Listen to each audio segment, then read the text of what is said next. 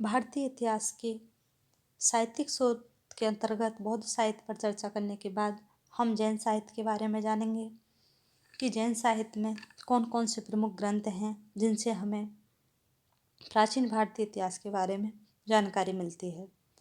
जैन धर्म ग्रंथों में जैन आगम ग्रंथों का स्थान सबसे ऊपर है।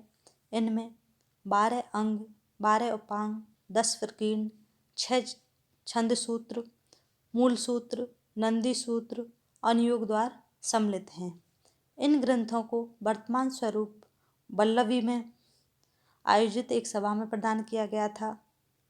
जैन साहित्य के आचरांग सूत्र में जैन भिक्षुओं के आचार नियमों की जानकारी मिलती है। भगवती सूत्र में महावीर स्वामी के जीवन के विषय में तथा 6ठी शताब्दी ईसा पूर्व के उत्तर भारत के महाजनपदों का ज्ञान प्राप्त होता है। इसी प्रकार औपपातिक सूत्र और आवश्यक सूत्र में अजातशत्रु के धार्मिक विचारों की जानकारी मिलती है। भद्रबाहु चरित्र में जैन विद्वान भद्रबाहु तथा चंद्रगुप्त मौर्य के राजकाल की घटनाओं का वर्णन मिलता है। ऐसे ही परिशिष्ट पर्वण जैसे जैन साहित्य को ऐतिहासिक दृष्टि से एक बहुत ही महत्वपूर्ण ग्रंथ माना गया है। इसके लेखक संस्कृत के जैन विद्वान हेमचंद्र सूरी हैं, जिन्होंने 12वीं शताब्दी में इसकी रचना की। महावीर स्वामी के समय के राजाओं तथा अन्य जैन सम्राटों के संबंध में इस ग्रंथ में बहुत सी उपयोगी जानकारी प्रदान की गई है।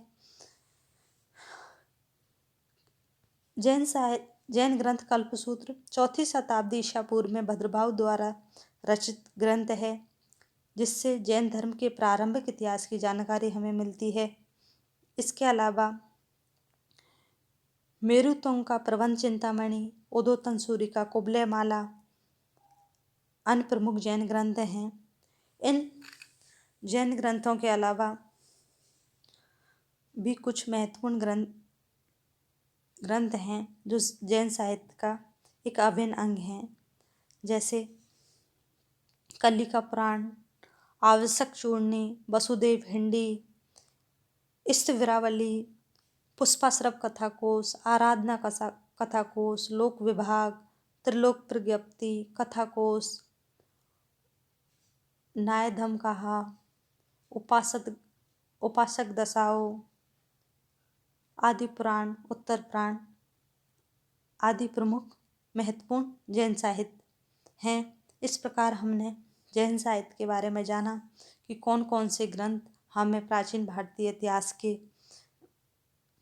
के बारे में क्रांति के बारे में हमें ज्ञान प्रदान करते हैं। इन ग्रंथों के बारे में जानने के बाद हम लौकिक साहित्य के बारे में चर्चा करेंगे।